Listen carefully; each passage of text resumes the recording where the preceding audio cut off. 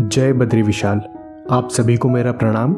बद्रीनाथ की यात्रा शुरू करने से पहले मैं आपको थैंक यू बोलना चाहता हूँ, क्योंकि आपने हमारे चैनल दिल मांगे ट्रैवल को काफ़ी अच्छा रिस्पांस दिया। इसके लिए बहुत बहुत धन्यवाद। दोस्तों, अगर आप केवल बद्रीनाथ की यात्रा करना चाहते हैं तो इस यात्रा का बेस पॉइंट हरिद्वार रहेगा। आप आपकी लोकेशन से ट्रेन या बस से हरिद्वार तक आसानी से आ सकते हैं। हरिद्वार में रेलवे स्टेशन और बस स्टेशन दोनों आमने सामने हैं। अगर आपका हरिद्वार में स्टे करने का प्लान है तो रेलवे स्टेशन से हर की पौड़ी तक डेरो होटल आपको अफोर्डेबल प्राइस में मिल जाएंगे। हरिद्वार से बद्रीनाथ की दूरी 315 किलोमीटर है। अगर आप ये सफ़र बस से करना चाहते हैं तो आपको हरिद्वार बस स्टेशन पर सरकारी और प्राइवेट दोनों बसेस मिल जाएगी। यहाँ पर गवर्नमेंट बस का किराया 600 रुपये प्रति व्यक्ति है और प्राइवेट बस का किराया 1000 रुपये प्रति व्यक्ति है। प्राइवेट बस की बुकिंग आप रेड बस के थ्रू कर सकते हैं। पीक सीजन में भीड़ ज़्यादा होने से बस की बुकिंग 3 से 4 दिन एडवांस में करना पड़ता है, तो जब भी आप बद्रीनाथ की यात्रा की प्लानिंग करें तो बस की बुकिंग पहले ही कर लें। हरिद्वार से बद्रीनाथ जाने के लिए पहली बस सुबह 3:30 बजे निकलती है। सबसे आखिरी बस का समय सुबह 5:30 बजे का होता है। अगर रास्ते में ट्रैफिक जैम नहीं मिलता है तो ये बस आपको 12 से 13 घंटे में बद्रीनाथ मंदिर तक पहुंचा देती है। प्राइवेट टैक्सी की बात करें तो हरिद्वार से बद्रीनाथ की राउंड ट्रिप का किराया 4 सीटर के लिए 5,500 से 6,000 रुपये तक रहता है। रेलवे स्टेशन के बाहर ढेरों ट्रेवल एजेंसीज हैं जिनसे आप नेगोशिएट भी कर सकते हैं। हरिद्वार से हमारी यात्रा शुरू होती है और रास्ते में ऋषिकेश, देवप्रयाग, श्रीनगर, रुद्रप्रयाग, औली, जोशीमठ और फिर फाइनली हमारा बद्रीनाथ धाम आता है। अगर आप केदारनाथ बद्रीनाथ 2 धामों की यात्रा पर निकले हैं और केदारनाथ यात्रा पूरी कर चुके हैं तो बद्रीनाथ जाने के लिए आपको सोनप्रयाग तक आना पड़ेगा। यहाँ पर आपको शेयर्ड टैक्सी, गवर्नमेंट बस और प्राइवेट बस का ऑप्शन मिलेगा। केदारनाथ से बद्रीनाथ के डिस्टेंस 218 किलोमीटर है। गवर्नमेंट बस का सोनप्रयाग से बद्रीनाथ तक का किराया 600 रुपये है। शेयर्ड टैक्सी इस सफ़र के लिए 700 से 800 रुपये तक चार्ज लेते हैं। अगर आप प्राइवेट बस से यह सफ़र तय करना चाहते हैं तो देवभूमि ट्रेवल्स की बस आप रेड बस से बुक कर सकते हैं। प्राइवेट बस का किराया 750 रुपये प्रति व्यक्ति है और 12 से 13 घंटे में यह बस आपको बद्रीनाथ पहुंचा देती है।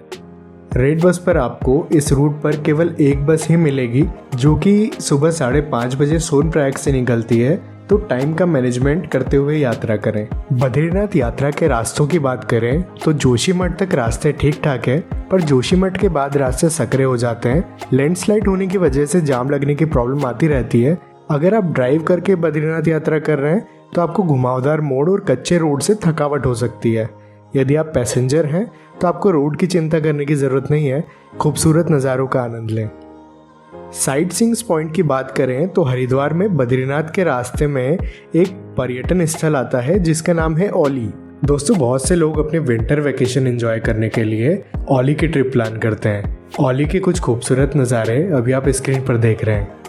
वहीं केदारनाथ से बद्रीनाथ की यात्रा में औली के साथ साथ एक और पर्यटन स्थल आता है जिसका नाम है चोपटा।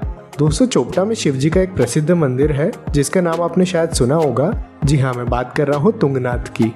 चोपटा को उत्तराखंड का स्विट्जरलैंड भी कहते हैं। यहाँ पर ट्रैकिंग के साथ साथ बहुत सी एडवेंचर एक्टिविटीज़ भी होती है। बहुत जल्द हम आपको हमारे चैनल दिल मांगे ट्रैवल पर चोपटा और औली के लिए एक सेपरेट वीडियो लेकर आएंगे। इसके लिए चैनल को सब्सक्राइब जरूर कर दीजिएगा। दोस्तों, सब्सक्राइब का बटन बिल्कुल फ्री है, तो इसे प्रेस करना मत भूलिएगा। फाइनली बस आपको बद्रीनाथ मंदिर के बस स्टैंड पर उतार देती है। यहाँ से बद्रीनाथ मंदिर मात्र 1 किलोमीटर की दूरी पर स्थित है। केदारनाथ मंदिर की तरह यहाँ पर आपको ट्रैकिंग नहीं करना पड़ता। बद्रीनाथ धाम तक जाने का रास्ता बहुत ही आसान है। अगर फिर भी आपको चलने में कोई परेशानी है तो आप यहाँ पर 1 किलोमीटर की दूरी के लिए पिट्ठू भी कर सकते हैं, जो आपको 400 से 500 रुपये में मंदिर तक पहुँचा देंगे। बद्रीनाथ में ठहरने के लिए बस स्टैंड के पास बहुत से होटल और लॉज मिल जाते हैं, पर भीड़ बढ़ने पर आपको रूम के लिए स्ट्रगल करना पड़ सकता है। इसलिए पहले से ही ऑनलाइन होटल बुक करना ज़्यादा सही रहेगा। यहीं पर GMVN का यात्री निवास भी है, जहां पर डॉर्मेट्री सर्विस के साथ साथ रूम भी आप ऑनलाइन बुक कर सकते हैं। वेबसाइट का लिंक मैंने डिस्क्रिप्शन में दे दिया है, जहां से आप ऑनलाइन बुकिंग कर पाएंगे। जोशीमठ भी रुकने के लिए बेहतरीन ऑप्शन है। वहां पर भी आपको GMVN के यात्री निवास के साथ साथ ढेरों होटल्स ठहरने के लिए मिल जाएंगे। चलिए अब हम प्रस्थान करते हैं बद्रीनाथ मंदिर की ओर। मंदिर की ओर जाने वाले रास्ते में दोनों तरफ आपको पूजन भोजन सामग्री और भोजनालय देखने को मिलेंगे। और अलकनंदा के ऊपर बने पुल को पार करते ही सामने आपको दिखेगा तप्त कुंड। इस कुंड में गर्म पानी का स्रोत है। यहाँ पर महिला और पुरुषों का अलग अलग कुंड बना हुआ है, जिसमें श्रद्धालु बद्री विशाल के दर्शन करने से पहले स्नान करते हैं। स्नान करके जैसे ही आप मंदिर की ओर बढ़ते हैं, आपको श्रद्धालुओं की एक लंबी कतार दिखती है, जिसमें लगकर 3 से 4 घंटों में आपको बद्री विशाल के दर्शन हो जाते हैं। मंदिर में प्रवेश करते ही आपको श्री हरि विष्णु जी की 1 मीटर ऊंची शालिग्राम पत्थर से निर्मित मूर्ति दिखाई देगी। इस नारायण की मनमोहक मूर्ति को निहारने और मनोकामना मांगने के बाद जब आप मंदिर प्रांगण से बाहर आते हैं तो आपको हनुमान जी, नर नारायण, गणेश जी और अन्य देवी देवताओं के छोटे छोटे मंदिर दिखाई देंगे। सभी के दर्शन करके जब आप बाहर आएंगे तो तप्त कुंड से थोड़ा आगे ब्रह्म कपाल घाट है, जहाँ पर पूर्वजों का पिंडदान किया जाता है। इस घाट पर आपको कई पंडित मिल जाएंगे जो आपको पिंडदान की क्रिया करवा देते हैं। दोस्तों, हमने आपको बद्रीनाथ यात्रा की संपूर्ण जानकारी दे दी है। अब हम आपको बद्रीनाथ से जुड़े कुछ रोचक तथ्यों के बारे में बताते हैं। कहते हैं कि बद्रीनाथ में शंखनाद नहीं किया जाता, जबकि पूजा पाठ में शंख बजाने का विशेष महत्व है। पुराणों के अनुसार विष्णु जी की प्रिय तुलसी का विवाह शंखचूड़ नाम के राक्षस से हुआ था और भगवान नारायण ने शंखचूड़ का वध कर दिया था। तुलसी को शंखचूड़ का स्मरण ना हो, इसलिए बद्रीनाथ में शंख नहीं बजाया जाता। महात्मा साधु ये भी कहते हैं कि भगवान विष्णु बद्रीनाथ में योग मुद्रा में है और शंख बजाने का मतलब होता है आह्वान करना, इसलिए शंख बजाना बद्रीनाथ में वर्जित है। जब बद्रीनाथ मंदिर के कपाट बंद किए जाते हैं तब भगवान बद्री विशाल की प्रतिमा के सामने एक सामान्य घी का दीपक जलाकर रखा जाता है। दीपक को अगले 6 महीने तक प्रज्वलित रखने के लिए अलग से कोई विशेष व्यवस्था नहीं होती है। साथ ही भगवान की प्रतिमा को एक घृत कंबल उड़ाया जाता है। यह कंबल माणा गांव की कन्याएं तैयार करती हैं और इसे घी में भिगोकर बद्री विशाल को उड़ाया जाता है। एक बार कपाट बंद हो जाने पर यहाँ पर किसी भी मनुष्य का आना वर्जित होता है। उत्तराखंड सरकार की उपस्थिति में यहाँ पर मंदिर के द्वार पर ताला लगाया जाता है, क्योंकि 6 महीने तक बद्रीनाथ की पूजा का अधिकार देवताओं का माना गया है। पुराणों के अनुसार इस बीच किसी भी मनुष्य का मंदिर में प्रवेश ब्रह्म हत्या के बराबर माना गया है। लोक मान्यता है कि जब 6 महीने के लिए बद्रीनाथ के कपाट बंद किए जाते हैं तो इन 6 महीनों तक बद्रीनाथ की पूजा देवता करते हैं और महर्षि नारद स्वयं पुजारी की भूमिका निभाते हैं। जब मंदिर के कपाट खोले जाते हैं तब भी दीपक प्रज्वलित मिलता है और घृत कंबल भी घी से तर मिलती है, जिसे अभी ही कंबल घी में भिगोकर प्रतिमा को उड़ाई हो।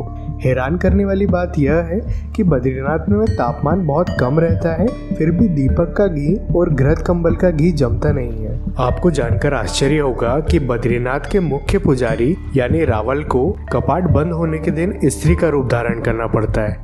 पुरुष होने के बावजूद वो इस दिन न केवल स्त्री के कपड़े धारण करते हैं, बल्कि उन्हीं की तरह श्रृंगार भी करते हैं। माना जाता है कि माता लक्ष्मी बद्रीनाथ के कपाट खुलते ही बद्री पंचायत को छोड़कर अपने मंदिर में विराजमान हो जाती हैं और कपाट बंद करने के दिन रावल जी माता लक्ष्मी को बद्रीनाथ के समीप ले जाते हैं। चूँकि रावल जी पुरुष होते हैं और माता लक्ष्मी की प्रतिमा को हाथों में ले जाना उचित नहीं होता, इसलिए मुख्य पुजारी स्त्री का रूप धारण कर माता लक्ष्मी की सखी बनकर उन्हें अपने हाथों में उठाकर श्री हरि के पास में विराजमान करते हैं।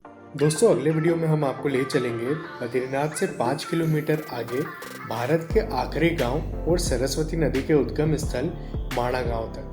मुझे उम्मीद है आपको ये वीडियो अच्छा लगा होगा।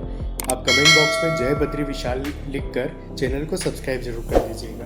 वीडियो को आखिरी तक देखने के लिए धन्यवाद। आप सभी को मेरा प्रणाम।